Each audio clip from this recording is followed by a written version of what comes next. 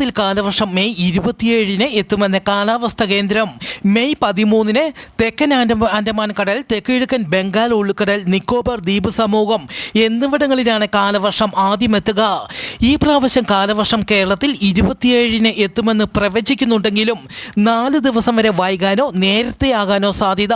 കഴിഞ്ഞ വർഷം മെയ് 31-നാണ് കേരളത്തിൽ കാലവർഷം എത്തിയത്. ഈ പ്രാവശ്യം ജൂൺ മുതൽ സെപ്റ്റംബർ വരെ രാജ്യത്ത് സാധാരണയേക്കാൾ കൂടുതൽ മഴ ലഭിക്കാൻ സാധ്യതയുണ്ടെന്നും കാലാവസ്ഥാ കേന്ദ്രം പ്രവചിക്കുന്നു. ഇത് അന്ത്യകാലമായതിനാൽ ലോകത്തെ യുദ്ധങ്ങൾ നടന്നുകൊണ്ടിരിക്കും. ഇപ്പോൾ നടക്കുന്ന യുദ്ധങ്ങളെല്ലാം യേശുവിൻ്റെ വരവ് വരെ തുടരും.